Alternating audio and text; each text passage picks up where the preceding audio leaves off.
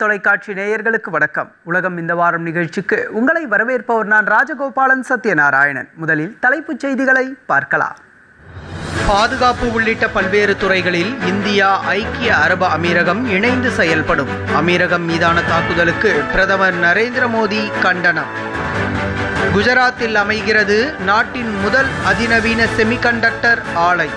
நெதர்லாந்தில் பிரதமர் நரேந்திர மோடி முன்னிலையில் கையெழுத்தானது புரிந்துணர்வு ஒப்பந்தம். பிரிக்ஸ் மாநாட்டில் பங்கேற்ற வெளியுறவு அமைச்சர்கள் பிரதமர் நரேந்திர மோடியுடன் சந்திப்பு. ரஷ்ய அமைச்சர் இருதரப்பு உறவுகள் குறித்து முக்கிய ஆலோசனை. தீவிரவாதத்தை எந்த வடிவத்திலும் ஏற்றுக்கொள்ள முடியாது. பிரிக்ஸ் வெளியுறவுத்துறை அமைச்சர்கள் மாநாட்டில் ஜெய்சங்கர் திட்டவட்டம். வணிகம், தொழில்நுட்பம், பிராந்திய பாதுகாப்பில் இணைந்து செயல்பட முடிவு. சீன அதிபருடனான பேச்சுவார்த்தைக்கு பிறகு அமெரிக்க அதிபர் டொனால்ட் ட்ரம்ப் அறிவிப்பு. சீன பொருட்கள் மீதான கூடுதல் வரிகள் விதிப்பதை தற்காலிகமாக நிறுத்தி வைத்துள்ளார் அதிபர் டொனால்ட் ட்ரம்ப். அமெரிக்கா ஈரான் இடையேயான பேச்சுவார்த்தை நம்பிக்கையின்மை காரணமாக பாதிப்பு. ஈரான் வெளியுறவுத்துறை அமைச்சர் அப்பாஸ் அராக்சி விளக்கம். ஈரான் அணு ஆயுதங்களை கையாள்வதை அமெரிக்கா ஒருபோதும் அனுமதிக்காது. அதிபர் டொனால்ட் ட்ரம்ப் அறிவிப்பு. ஈரானிய ராணுவ விமானங்களை பாதுகாப்பதற்காக தனது விமான தளங்களை வழங்கிய பாகிஸ்தான். இரட்டை நிலைப்பாடு குறித்து அமெரிக்க குடியரசுக் கட்சி செனட்டர் லிண்ட்சே கிரஹாம் கடும் கண்டனம். 45 நாள் போர் நிறுத்த ஒப்பந்த நீட்டிப்புக்கு லெபனான், இஸ்ரேல் நாடுகள் ஒப்புதல். வாஷிங்டன் பேச்சுவார்த்தையை தொடர்ந்து நடவடிக்கை. உக்ரைன் மீது ரஷ்யா நடத்திய ஏவுகணை ட்ரோன் தாக்குதல். 24 பேர் கொல்லப்பட்டனர். ரஷ்யா சுமார் 800 ஆளில்லா விமானங்களை இயக்கியதாகவும் ஏவுகணைகளை ஏவியதாகவும் உக்ரைன் தரப்பில் குற்றச்சாட்டு. ஸ்காட்லாந்து நாடாளுமன்றத்தின் 56 இடங்களுக்கு நடைபெற்ற தேர்தல். தமிழகத்தைச் சேர்ந்த மணிவண்ணன் போட்டியிட்டு வெற்றி. உலகக்கோப்பை வில்வித்தை போட்டி. தங்கப்பதக்கம் வென்றது இந்திய அணி. பாதுகாப்பு உள்ளிட்ட பல்வேறு துறைகளில் இந்தியா, ஐக்கிய அரபு அமீரகம் இடையே புரிந்துணர்வு ஒப்பந்தங்கள் கையெழுத்தாகியுள்ளன. இத்துறைகளில் இரு நாடுகளும் இணைந்து செயல்படும் என பிரதமர் நரேந்திர மோடி தெரிவித்துள்ளார். 5 நாடுகளுக்கு சுற்றுப்பயணம் மேற்கொள்ளும் பிரதமர் நரேந்திர மோடி தில்லியிலிருந்து வெள்ளிக்கிழமை ஐக்கிய அரபு அமீரகம் புறப்பட்டுச் சென்றார். அப்போது பிரதமருக்கு பாரம்பரிய முறைப்படி உற்சாக வரவேற்பு அளிக்கப்பட்டது. இதனைத் தொடர்ந்து அந்நாட்டு அதிபர் முகமது பின் சையத் அல் நஹ்யானை அபுதாபியில் சந்தித்து இருதரப்பு உறவுகள் குறித்து முக்கிய ஆலோசனை நடத்தினார். இரு தலைவர்களும் பல்வேறு விவகாரங்கள் குறித்து விவாதித்தனர். பின்னர் பாதுகாப்பு மற்றும் LPG சிலிண்டர் உள்ளிட்ட துறைகளில் இரு நாடுகளுக்கிடையே முக்கிய ஒப்பந்தங்கள் கையெழுத்தாகின. தமது ஐக்கிய அரபு அமீரக பயணம் குறித்து சமூக வலைதள பதிவில் கருத்து வெளியிட்ட பிரதமர் நரேந்திர மோடி ஐக்கிய அமீரகம் மீதான தாக்குதல்களுக்கு வன்மையான கண்டனத்தை தெரிவித்துக் கொண்டதாக குறிப்பிட்டுள்ளார். ஐக்கிய அரபு அமீரகத்தில் உள்ள இந்திய சமூகத்தின் மீது அந்நாட்டு அதிபர் காட்டும் அக்கறைக்கு நன்றி தெரிவித்துக் கொள்வதாகவும் பிரதமர் கூறினார். குஜராத்தில் நாட்டின் முதல் அதிநவீன செமிகண்டக்டர் ஆலை அமைய உள்ளது. நெதர்லாந்தில் பிரதமர் நரேந்திர மோடி முன்னிலையில் இதற்கான புரிந்துணர்வு ஒப்பந்தம் கையெழுத்தானது. பயணத்தின் 2ஆம் நாளான நேற்று பிரதமர் நரேந்திர மோடி சமூகத்தினருடனான கலந்துரையாடல்கள் முதல் டச்சு அரச குடும்பத்தினருடனான சந்திப்பு வரை பல்வேறு நிகழ்வுகளில் பங்கேற்றார். இந்தியாவின் செமிகண்டக்டர் உற்பத்தி சூழல் அமைப்பை வலுப்படுத்துவதற்காக டாடா எலக்ட்ரானிக்ஸ் நிறுவனம் குறைக்கடத்தி துறையில் முன்னணியில் உள்ள ASML நிறுவனத்துடன் ஒரு புரிந்துணர்வு ஒப்பந்தத்தில் கையெழுத்திட்டது. இந்த புரிந்துணர்வு ஒப்பந்தத்தின் கீழ் குஜராத்தின் தோலேராவில் உள்ள டாடா எலக்ட்ரானிக்ஸின் செமிகண்டக்டர் ஆலையை நிறுவுவதற்கும் விரிவுபடுத்துவதற்கும் ASML நிறுவனம் ஆதரவளிக்கும். எரிசக்தி, துறைமுகங்கள், சுகாதாரம், விவசாயம், வர்த்தகம் மற்றும் தொழில்நுட்பம் ஆகிய துறைகளைச் சேர்ந்த முன்னணி டச்சு நிறுவனங்களின் தலைமை செயல் அதிகாரிகளோடு இரு தலைவர்களும் கூட்டாக கலந்துரையாடினர். மேலும் பல்வேறு துறைகளில் புரிந்துணர்வு ஒப்பந்தங்கள் கையெழுத்தாகின. முன்னதாக நெதர்லாந்தில் வரவேற்பு நிகழ்ச்சிக்கு பின் இந்தியர்களிடையே உரையாற்றிய பிரதமர் இரு நாடுகளிடையேயான உறவு வளர்ச்சியடைந்து வருகிறது என்றார். பல்வேறு துறைகளில் இந்தியா முன்னெப்போதும் இல்லாத வளர்ச்சி மற்றும் சாதனைகளின் சகாப்தத்தை கடந்து கொண்டிருப்பதாக கூறிய அவர், இந்தியா இதுவரை யாரும் எட்டிப்பிடிக்க முடியாத உயரத்தை தொட்டுள்ளதாக தெரிவித்தார். தனது பயணத்தின் ஒரு பகுதியாக பிரதமர் நரேந்திர மோடி நெதர்லாந்து மன்னர் வில்லியம் அலெக்சாண்டரை சந்தித்தார். நெதர்லாந்தின் மிக அழகிய ஹாக் நகரின் ஆடம்பர அரண்மனையில் இந்த சந்திப்பு நிகழ்ந்தது. மன்னருடன் நெதர்லாந்து ராணி மேக்சிமா அப்போது உடனிருந்தார். சிவப்பு கம்பள வரவேற்புக்கு பின் தமது வருகையை நினைவுகூரும் வகையில் பிரதமர் நரேந்திர மோடி அங்குள்ள பதிவேட்டில் கையெழுத்திட்டார். நெதர்லாந்து மன்னருடன் நடைபெற்ற இந்த சந்திப்பின் போது இருநாட்டு நல்லுறவு உள்ளிட்ட அம்சங்கள் குறித்து இரு தலைவர்களும் முக்கிய ஆலோசனை மேற்கொண்டனர். பிரிக்ஸ் மாநாட்டில் பங்கேற்ற வெளியுறவு அமைச்சர்கள் பிரதமர் நரேந்திர மோடியை சந்தித்தனர். ரஷ்யா, ஈரான், பிரேசில் உள்ளிட்ட நாடுகளைச் சேர்ந்த அமைச்சர்கள் பிரதமரை சந்தித்து தங்களது வாழ்த்துக்களை தெரிவித்தனர். பிரிக்ஸ் கூட்டமைப்பின் வெளியுறவுத்துறை அமைச்சர்களின் 2 நாள் மாநாடு புதுதில்லியில் கடந்த வியாழக்கிழமை தொடங்கி நடைபெற்றது. இந்தியாவின் தலைமையில் நடைபெற்ற இந்த மாநாட்டில் பிரிக்ஸ் அமைப்பின் உறுப்பு நாடுகள் மற்றும் அதன் கூட்டாளி நாடுகளின் வெளியுறவு அமைச்சர்களும் தூதுக்குழு தலைவர்களும் பங்கேற்றனர்.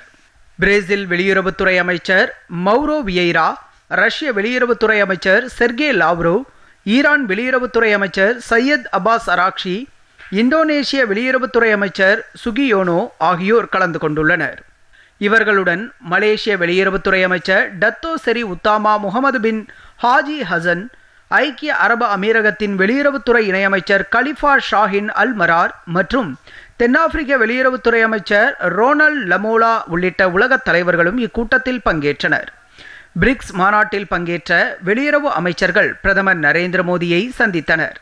ரஷ்யா, ஈரான், பிரேசில் உள்ளிட்ட நாடுகளைச் சேர்ந்த அமைச்சர்கள் பிரதமரை சந்தித்து தங்களது வாழ்த்துக்களை தெரிவித்தனர். இதேபோன்று உறுப்பு நாடுகளைச் சேர்ந்த அமைச்சர்களும் பிரதமர் நரேந்திர மோடியை சந்தித்து குழு புகைப்படம் எடுத்துக்கொண்டனர். இதனிடையே பிரதமர் நரேந்திர மோடியை சந்தித்த ரஷ்ய வெளியுறவுத்துறை அமைச்சர் செர்ஜி லாவ்ரோவ் இருதரப்பு உறவுகள் குறித்து பேச்சுவார்த்தை நடத்தினார். கடந்த ஆண்டு செப்டம்பர் மாதம் நடந்த இந்தியா ரஷ்யா ஆண்டு கூட்டத்தில் விவாதிக்கப்பட்ட அம்சங்களும் ஆலோசனையில் இடம்பெற்றன. தீவிரவாதத்தை எந்த வடிவத்திலும் ஏற்றுக்கொள்ள முடியாது என்று வெளியுறவுத்துறை அமைச்சர் ஜெய்சங்கர் திட்டவட்டமாக தெரிவித்துள்ளார். புதுதில்லியில் நடைபெற்ற பிரிக்ஸ் கூட்டமைப்பின் வெளியுறவுத்துறை அமைச்சர்கள் மாநாட்டில் அவர் உரையாற்றினார். அப்போது பேசிய அவர், மாநாட்டில் பங்கேற்க வந்த பிரிக்ஸ் கூட்டமைப்பு வெளியுறவுத்துறை அமைச்சர்களை வரவேற்பதில் மகிழ்ச்சியடைவதாக கூறினார். வளர்ந்து வரும் சந்தைகள் மற்றும் சர்வதேச சவால்கள் சிக்கலாக இருக்கும் நேரத்தில் இந்த மாநாடு நடைபெறுவதாக குறிப்பிட்டார். எரிசக்தி, உணவு, சுகாதார பாதுகாப்பு சவால்கள் மிகவும் பயனுள்ள வகையில் எதிர்கொள்ள வேண்டும் என்றும் கேட்டுக்கொண்டார். உலக பொருளாதார நல்வாழ்வுக்கு இன்றியமையாத சர்வதேச நீர்வழிகள் தடையற்ற வகையில் இருக்க வேண்டும் என்று வலியுறுத்திய அவர், பருவநிலை மாற்றத்தையும் எதிர்கொள்ள வேண்டிய நிலை தற்போது ஏற்பட்டுள்ளதாக கூறினார். சர்வதேச அமைதி மற்றும் பாதுகாப்புக்கான சவால்களை எதிர்கொள்ள வலுவான ஒத்துழைப்பு அவசியம் என்று குறிப்பிட்ட அமைச்சர் ஜெய்சங்கர், தீவிரவாதத்தை எந்த வடிவத்திலும் ஏற்றுக்கொள்ள முடியாது என்று திட்டவட்டமாக கூறினார். வணிகம், தொழில்நுட்பம், பிராந்திய பாதுகாப்பில் இணைந்து செயல்பட சீனாவும் அமெரிக்காவும் முடிவு செய்துள்ளன.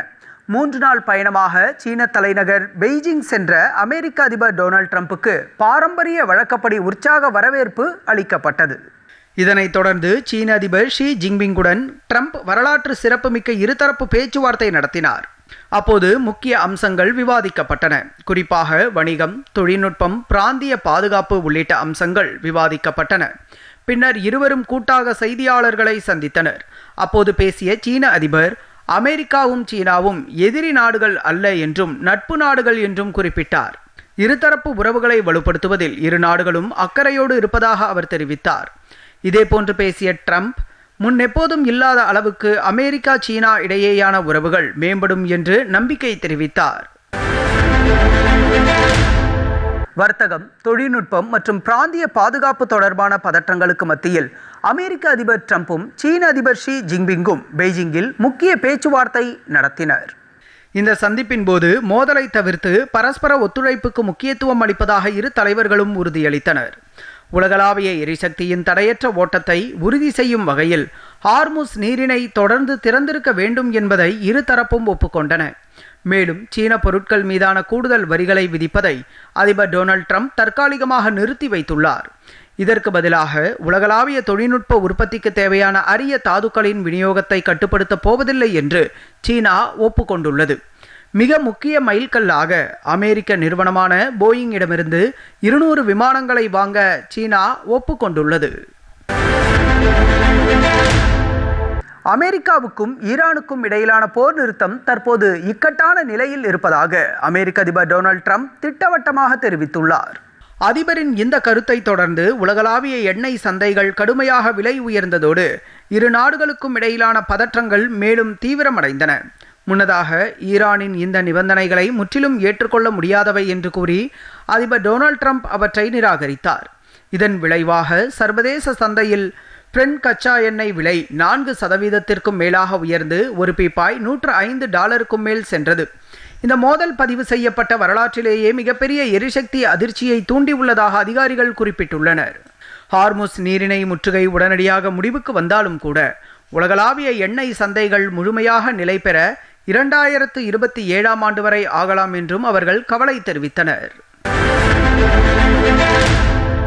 அமெரிக்கா ஈரான் இடையேயான பேச்சுவார்த்தை நம்பிக்கையின்மை காரணமாக பாதிக்கப்பட்டிருப்பதாக ஈரான் வெளியுறவுத்துறை அமைச்சர் அப்பாஸ் அராக்ஷி தெரிவித்தார். தில்லியில் செய்தியாளர்களிடம் பேசிய அவர் ஈரான் அமெரிக்கா இடையேயான பதற்றம் குறித்து விளக்கமளித்தார். இரு நாடுகளுக்கு இடையே சுமூக தீர்வு காண முயற்சிகள் மேற்கொள்ளப்பட்டாலும் அவை பலனளிக்கவில்லை என்று ஈரான் அமைச்சர் வேதனை தெரிவித்தார். போர் பதற்றத்தை தீர்க்க எந்த நாடு உதவி செய்தாலும் அதனை ஈரான் வரவேற்கும் என்றார். தூதரக ரீதியில் பிரச்சனைகளுக்கு முற்றுப்புள்ளி வைக்க ஈரான் விரும்புவதாகவும் எனினும் நம்பிக்கையின்மையால் பேச்சுவார்த்தையில் தடை இருப்பதாகவும் அப்பாஸ் அராக்ஷி தெரிவித்தார். ஈரான் அணு ஆயுதத்தை கையாள்வதை அமெரிக்கா ஒருபோதும் அனுமதிக்காது என்று அமெரிக்க அதிபர் டொனால்ட் ட்ரம்ப் தெரிவித்தார். ஹார்முஸ் நீரிணை மீண்டும் திறக்கப்படும் என்றும் உறுதியளித்துள்ளார். இதுகுறித்து தொலைக்காட்சி ஒன்றிற்கு பேட்டியளித்த அவர் மேற்காசிய நெருக்கடிக்கு மத்தியில் அமெரிக்கா எடுத்து வரும் நடவடிக்கைகளை நியாயப்படுத்தினார். மேலும் இனிவரும் நாட்களிலும் தங்கள் தரப்பில் சரியான முடிவுகளே எடுக்கப்படும் என்றும் குறிப்பிட்டார். அமெரிக்காவுடனான தற்போதைய பேச்சுவார்த்தைகள் தொடர்பாக ஈரானை விமர்சித்த அமெரிக்க அதிபர் ஈரானுடன் மேற்கொள்ளப்படும் ஒப்பந்தங்கள் தொடர்ந்து மதிக்கப்படுவதில்லை என்றும் குற்றம் சாட்டினார். அமெரிக்கா மற்றும் ஈரான் இடையே நிலவி வரும் போர் சூழலுக்கு மத்தியில் ஈரானிய ராணுவ விமானங்களை பாதுகாப்பதற்காக பாகிஸ்தான் தனது விமான தளங்களை வழங்கியுள்ளது. அமெரிக்க வான்வழி தாக்குதல்களில் இருந்து தற்காத்துக் கொள்ளும் நோக்கில் ஈரான் தனது போர் விமானங்களை பாகிஸ்தானில் நிறுத்தியுள்ளதாக தகவல்கள் வெளியாகியுள்ளன. அமெரிக்கா மற்றும் ஈரான் இடையிலான மோதலை முடிவுக்கு கொண்டுவர பாகிஸ்தான் மத்தியஸ்தராக செயல்பட்டு வரும் நிலையில் அதன் இந்த இரட்டை நிலைப்பாடு குறித்து அமெரிக்க குடியரசுக் கட்சி செனட்டர் லின்சே கிரஹாம் கடும் கண்டனம் தெரிவித்தார். போரை முடிவுக்கு கொண்டு வருவதில் பாகிஸ்தானின் நம்பகத்தன்மை குறித்து முழுமையான மறு மதிப்பீடு செய்ய வேண்டும் என்றும் அவர் வலியுறுத்தினார். அமெரிக்கா முன்வைத்த அமைதி திட்டத்தை ஈரான் நிராகரித்துள்ள நிலையில் ஈரானிய பிரதிநிதிகள் அளித்துள்ள விளக்கம் முற்றிலும் ஏற்றுக்கொள்ள முடியாதது என்று அமெரிக்க அதிபர் ட்ரம்ப் திட்டவட்டமாக தெரிவித்துள்ளார். இது தொடர்பாக அவர் வெளியிட்டுள்ள சமூக ஊடக பதிவில் தனது அதிருப்தியை வெளிப்படுத்தியுள்ளார். இந்நிலையில் இந்தியாவில் உள்ள ஈரான் தூதரகம் வெளியிட்ட விளக்கத்தில் அமெரிக்காவின் அதீத கோரிக்கைகளுக்கு பணிய முடியாது என்றும் போர்க்கால இழப்பீடு, ஹார்முஸ் நீரிணை மீதான இறையாண்மை மற்றும் பொருளாதார தடைகளை நீக்குவது போன்ற ஈரானின் அடிப்படை உரிமைகளை வலியுறுத்தியே பதில் அளிக்கப்பட்டுள்ளதாக குறிப்பிடப்பட்டுள்ளது. அமெரிக்க அதிபர் டொனால்ட் ட்ரம்ப் ஈரானின் சமாதான முன்மொழிவை நிராகரித்ததை அடுத்து மேற்காசியாவில் பதற்றம் நீடித்து வருகிறது. ஈரானின் மாற்று முன்மொழிவை குப்பை என்று கூறி கடுமையான விமர்சனத்தை முன்வைத்து ட்ரம்ப் நிராகரித்தார். இந்த கருத்து பரிமாற்றம் மேற்காசியாவில் மோதலை தடுப்பதற்கான முயற்சிகள் குறித்த நிச்சயமற்ற சூழலை மேலும் தீவிரப்படுத்தியுள்ளது. இந்நிலையில் எந்தவொரு ஆக்கிரமிப்புக்கும் பதிலடி கொடுக்க நாட்டின் ஆயுதப்படைகள் தயாராக இருப்பதாக ஈரானின் நாடாளுமன்ற சபாநாயகர் முகமது பாகர் காலிபாஃப் எச்சரிக்கை விடுத்துள்ளார். அதே நேரத்தில் ஈரான் தனது முன்மொழிவை நியாயமானது மற்றும் தாராளமானது என்று நியாயப்படுத்தியது. ஈரானிய அதிகாரிகள் ஹார்முஸ் நீரிணை தொடர்பான ஈரானின் கோரிக்கைகளை அங்கீகரிக்க கோரி வருகின்றனர். இருப்பினும் அமெரிக்கா ஈரானின் அணுசக்தி திட்டத்தை முழுமையாக நிறுத்த வேண்டும் என்று தொடர்ந்து வலியுறுத்தும் நிலையில் இந்த கோரிக்கையை ஈரான் பலமுறை நிராகரித்துள்ளது. ஈரானின் அதிக செறிவூட்டப்பட்ட யுரேனியத்தை அடைய முயற்சிக்கும் எந்த ஒரு ஈரானியரையும் அமெரிக்கா குறிவைக்கும் என்று அந்நாட்டின் அதிபர் டொனால்ட் ட்ரம்ப் எச்சரிக்கை விடுத்துள்ளார். இது தொடர்பாக தொலைக்காட்சி நேர்காணல் ஒன்றில் பேசிய அவர், அணுசக்தி பொருள் அமெரிக்க இராணுவத்தின் தொடர்ச்சியான கண்காணிப்பில் இருப்பதாக சுட்டிக்காட்டினார். ஈரான் மீதான 10 வார கால அமெரிக்க இஸ்ரேல் போரை முடிவுக்கு கொண்டு வருவதற்கான போர் நிறுத்த பேச்சுவார்த்தைகளில் அமெரிக்காவுக்கும் ஈரானுக்கும் இடையிலான முக்கிய முட்டுக்கட்டைகளில் ஒன்றாக ஈரானின் அதிக செறிவூட்டப்பட்ட யுரேனியம் விளங்குவது குறிப்பிடத்தக்கது. ஆபரேஷன் எபிக் ஃபியூரி நடவடிக்கையின் போது அமெரிக்க இராணுவ தாக்குதல்கள் ஈரானின் இராணுவ பலத்தை கடுமையாக பலவீனப்படுத்தி இருப்பதாக அமெரிக்கா தெரிவித்துள்ளது. அமெரிக்க செனட் சபையின் விசாரணையின் போது ஆபரேஷன் எபிக் ஃபியூரியால் ஈரானின் ஏவுகணை, ஆளில்லா விமானம் மற்றும் கடற்படை உட்கட்டமைப்பில் சுமார் 90% சேதமடைந்துள்ளதாக தெரிவிக்கப்பட்டுள்ளது. ஈரானின் கடற்படை மீண்டு வர ஒரு தலைமுறை ஆகலாம் என்றும், அவர்களால் முன்பு போல் பெரிய அளவிலான ஏவுகணை மற்றும் ஆளில்லா விமான தாக்குதல்களை இனி நடத்த முடியாது என்றும் கூறப்பட்டுள்ளது. இருப்பினும் ஜனநாயக கட்சியினர் நிர்வாகத்தின் அணுகுமுறையை விமர்சித்தனர். அமெரிக்க அதிபர் டொனால்ட் ட்ரம்ப் ஐக்கிய அரபு அமீரக அதிபர் முகமது பின் சையத் அல் நஹ்யானை தொலைபேசியில் தொடர்பு கொண்டு பேசினார். அப்போது இரு தரப்பினரும் பரஸ்பர நலன்களுக்கு ஆதரவான ஒத்துழைப்பு மற்றும் ஐக்கிய அரபு அமீரகம் அமெரிக்க உறவுகளை வலுப்படுத்தும் வழிகள் குறித்து விவாதித்தனர். மேற்காசியாவில் நிலவும் சமீபத்திய நிகழ்வுகள் குறித்தும் இரு தலைவர்களும் தங்கள் கருத்துக்களை பரிமாறிக்கொண்டனர். இஸ்ரேல் மற்றும் லெபனான் நாடுகள் தங்களுக்கு இடையிலான போர் நிறுத்தத்தை மேலும் 45 நாட்களுக்கு நீட்டிக்க ஒப்புக்கொண்டுள்ளன. வாஷிங்டனில் அமெரிக்கா முன்னின்று நடத்திய இரு நாடுகளுக்கும் இடையே 2 நாள் உயர்மட்ட பேச்சுவார்த்தை வெற்றிகரமாக நிறைவடைந்தது. இதனைத் தொடர்ந்து கடந்த ஏப்ரல் 16ஆம் தேதி அமலுக்கு வந்த போர் நிறுத்தம் மேலும் 45 நாட்களுக்கு நீட்டிக்கப்படுவதாக அமெரிக்க வெளியுறவுத்துறை செய்தி தொடர்பாளர் டாமி பிகோட் அதிகாரப்பூர்வமாக அறிவித்துள்ளார். மேலும் இந்த அமைதி பேச்சுவார்த்தையின் அடுத்த கட்ட அரசியல் ரீதியிலான கூட்டத்தை அடுத்த மாதம் 2 மற்றும் 3 ஆகிய தேதிகளில் அமெரிக்க வெளியுறவுத்துறை மீண்டும் நடத்தும் என்றும் அவர் குறிப்பிட்டுள்ளார். உக்ரைன் மீது ரஷ்யா நடத்திய ஏவுகணை ட்ரோன் தாக்குதலில் 24 பேர் கொல்லப்பட்டனர். மேலும் 45 பேர் காயமடைந்தனர். கீவ் நகரை குறிவைத்து ரஷ்யா 675 ஆளில்லா விமானங்களையும் 56 ஏவுகணைகளையும் ஏவியதாகவும் உக்ரைன் விமானப்படை தரப்பில் தெரிவிக்கப்பட்டுள்ளது. உக்ரைனின் பாதுகாப்பு படைகள் அவற்றில் பெரும்பாலானவற்றை சுட்டு வீழ்த்தியதாகவும், ஆனால் சில ஏவுகணைகள் குடியிருப்பு பகுதிகளை தாக்கி 9 மாடி அடுக்குமாடி கட்டடம் ஒன்றை அழித்ததாகவும் குறிப்பிடப்பட்டுள்ளது. இந்த தாக்குதலில் வீடுகள், பள்ளி, ஒரு கால்நடை மருத்துவமனை மற்றும் பிற கட்டடங்கள் சேதமடைந்தன. உக்ரைன் இராணுவத்திற்கு ஆதரவளிக்கும் இராணுவ மற்றும் எரிசக்தி வசதிகளை குறிவைத்து இந்த தாக்குதல்கள் நடத்தப்பட்டதாக ரஷ்யா கூறியுள்ளது. உக்ரைனின் மேற்கு பகுதிகளில் உள்ள முக்கிய உட்கட்டமைப்புகளை குறிவைத்து ரஷ்யா ஒரு மிகப்பெரிய ஆளில்லா விமான தாக்குதலை நடத்தியுள்ளது.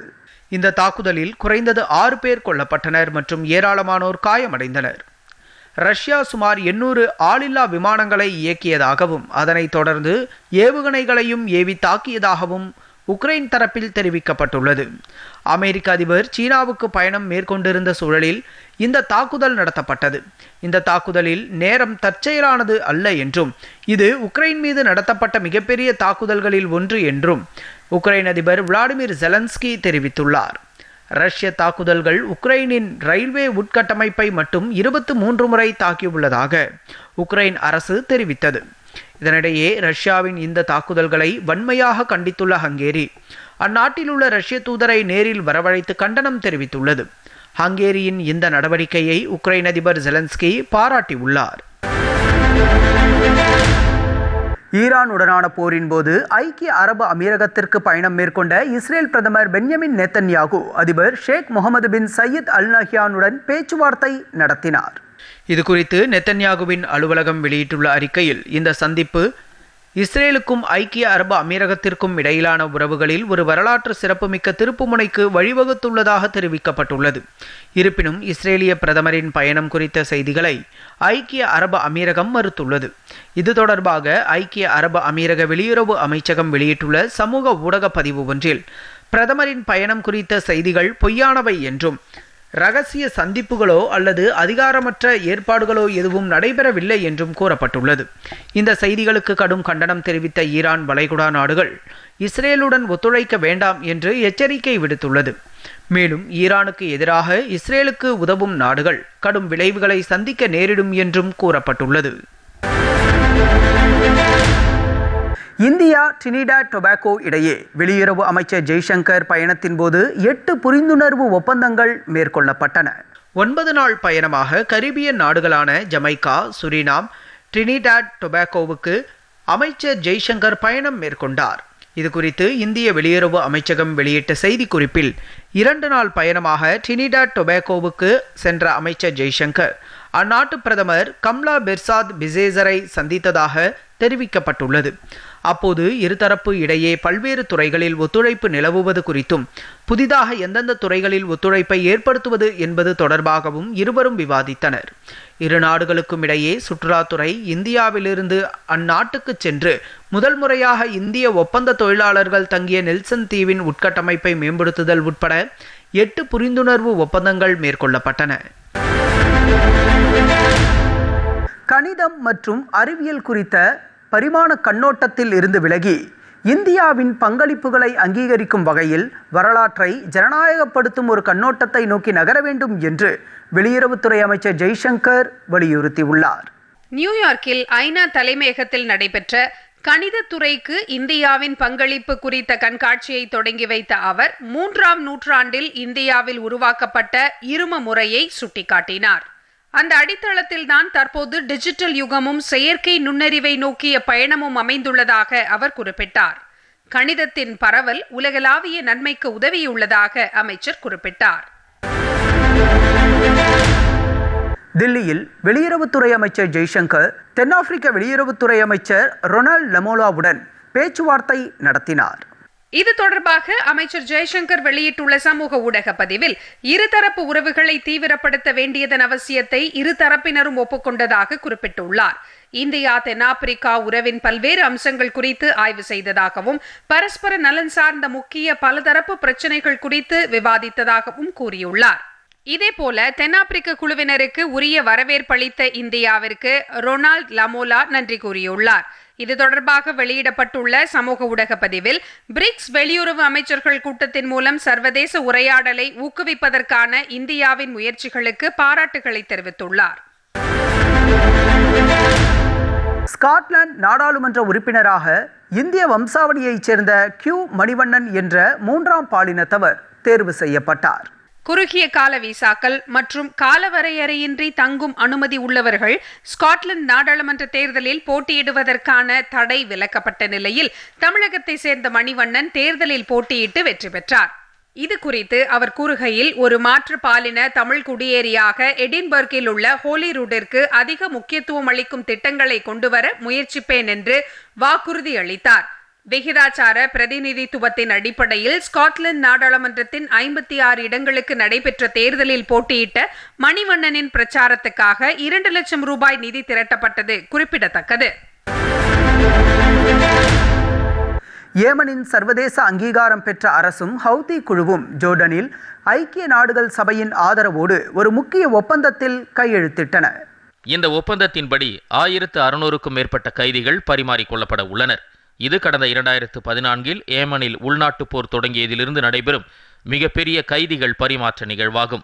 இந்த ஒப்பந்தத்தின் கீழ் ஹவுதிகள் தரப்பில் 7 சவுதி நாட்டினர் மற்றும் 20 சூடான் நாட்டினர் உட்பட 580 கைதிகள் விடுவிக்கப்படுவர் என்றும், அதே நேரத்தில் அரசு தரப்பில் 1100 ஹவுதி கைதிகள் விடுவிக்கப்படுவர் என்றும் ஹவுதி அதிகாரி அப்துல் காதர் அல் மெட்டாடா தெரிவித்துள்ளார். கூடுதல் கைதிகளை விடுவிப்பது குறித்து மேலும் பேச்சுவார்த்தைகளை முன்னெடுக்க இருதரப்பினரும் ஒப்புக்கொண்டனர். அமெரிக்காவிற்கான தங்க குவிமாடம் எனப்படும் விண்வெளி அடிப்படையிலான ஏவுகணை பாதுகாப்பு திட்டத்தை செயல்படுத்துவதற்கு 1.2 டிரில்லியன் அமெரிக்க டாலர்கள் செலவாகும் என்று மதிப்பிடப்பட்டுள்ளது. அதிபர் டொனால்ட் ட்ரம்ப் கடந்த ஆண்டு இத்திட்டத்திற்காக முதலில் குறிப்பிட்ட 175 பில்லியன் அமெரிக்க டாலர் மதிப்பீட்டை விட இது மிகவும் அதிகமான தொகையாகும். ட்ரம்ப் தனது பதவியேற்ற முதல் வாரத்தில் பிறப்பித்த நிர்வாக உத்தரவின் மூலம் இந்த எதிர்கால திட்டம் தொடங்கப்பட்டது. ஈரானுக்கு எதிராக அமெரிக்காவுடன் இணைந்து இஸ்ரேல் போர் நடத்தி வரும் தற்போதைய சூழலில் இத்தகைய பாதுகாப்பு அமைப்புகள் பெரும் முக்கியத்துவம் பெறுகின்றன. தென்னாப்பிரிக்க அதிபர் சிரில் ராமபோசாவின் பண்ணை வீட்டில் பணம் திருடப்பட்ட விவகாரத்தில் தான் பதவி விலகப் போவதில்லை என்று அவர் அறிவித்துள்ளார். கடந்த 2020ஆம் ஆண்டு ராமபோசாவிற்கு சொந்தமான கால்நடை பண்ணையிலிருந்து சுமார் 580 மில்லியன் அமெரிக்க டாலர்கள் திருடப்பட்டதாக கூறப்படுகிறது. இந்த சம்பவம் குறித்து காவல்துறைக்கு தெரிவிக்காமல் மறைத்ததாக முன்னாள் அரசு பாதுகாப்பு தலைவர் ஆர்தர் பிரேசர் 2 ஆண்டுகளுக்கு பிறகு அளித்த புகாரால் இந்த விவகாரம் வெளிச்சத்திற்கு வந்தது. இந்த ஊழல் தொடர்பாக விசாரணை மேற்கொண்டதில் அதிபர் ராமபோசா நாட்டின் சட்டங்களை மீறியிருப்பதற்கான முதற்கட்ட ஆதாரங்கள் இருப்பதாக தனது அறிக்கையில் குறிப்பிட்டிருந்தது. அரசியலமைப்பு நீதிமன்றம் வழங்கிய முக்கிய தீர்ப்பு முடக்கப்பட்டிருந்த அந்த விசாரணை மீண்டும் தொடங்கப்பட்டுள்ளது. இதனால் நாடாளுமன்றத்தில் பதவி நீக்க விசாரணை மீண்டும் தொடங்கும் சூழல் உருவாகி உள்ள போதிலும் அதிபர் ராமபோசா தனது பதவியை தொடர்வதில் உறுதியாக உள்ளதாக குறிப்பிட்டார். உள்ளாட்சி தேர்தலில் தங்கள் கட்சி அடைந்த தோல்விக்கு பொறுப்பேற்று பிரிட்டன் அமைச்சர் மியாட்டா ஃபான்புல்லே தமது பதவியை ராஜினாமா செய்தார். இங்கிலாந்து மற்றும் வேல்ஸில் அண்மையில் நடந்த உள்ளாட்சி தேர்தலில் தொழிலாளர் கட்சி சந்தித்த படுதோல்வியை அடுத்து பெண் அமைச்சரான மியாட்டா ஃபான்புல்லா ராஜினாமா செய்ததுடன் நாட்டிற்கு நன்மை செய்யும் வகையில் பதவி விலகுமாறு பிரதமர் கெய்ர் ஸ்டாமரையும் வலியுறுத்தியுள்ளார். உலகக்கோப்பை வில்வித்தை போட்டியில் தங்கப்பதக்கம் வென்று இந்திய அணி அபார சாதனை படைத்துள்ளது. சீனாவில் நடைபெற்ற உலகக்கோப்பை வில்வித்தை 2ஆம் நிலை போட்டியில் இந்திய ரீகவர் மகளிர் அணி தங்கப்பதக்கம் வென்று அசத்தியது. இறுதிச் சுற்றில் தீபிகா மோஹோத் ஆகியோர் அடங்கிய இந்திய அணி ஜூ ஜிங்கி, ஜுவாங் யுவை யுகி ஆகியோர் அடங்கிய சீன அணியுடன் மோதியது. விறுவிறுப்பான இந்த மோதலை 5-4 என்ற கணக்கில் முன்னிலையுடன் இந்தியா நிறைவு செய்தது. பின்னர் வெற்றியாளரை தீர்மானிக்க நடத்தப்பட்ட ஷூட் அவுட் வாய்ப்பில் இந்தியா 28-26 என்ற புள்ளிகள் கணக்கில் வென்று சாம்பியன் ஆனது. முழுநேர தேசிய பயிற்சியாளரின்றி இந்த போட்டியில் இந்தியா பங்கேற்ற நிலையில் அனுபவ வீராங்கனையான தீபிகா குமாரி இறுதி ஆட்டத்தில் அணியினரை வழி நடத்தினார். உலகக்கோப்பை போட்டியில் இந்திய ரீகர் மகளிர் அணி பதக்கம் வென்றது கடந்த 3 ஆண்டுகளில் இது முதல் முறையாகும். ரஷ்யா தனது அணுசக்தி படைகளை நவீனமயமாக்கும் முயற்சிகளின் ஒரு பகுதியாக சர்மத் எனப்படும் சக்தி வாய்ந்த கண்டம் விட்டு கண்டம் பாயும் ஏவுகணையை வெற்றிகரமாக பரிசோதித்துள்ளது. ஏவுகணை ஏவப்பட்டதன் நோக்கம் என்ன? ஏவுகணை சிறப்பு குறித்த ரஷ்ய அதிபர் புட்டினின் விளக்கம் குறித்தும் என்ன தெரிஞ்சுக்க போறோம் செய்தி தொகுப்பில் பார்க்கலாம்.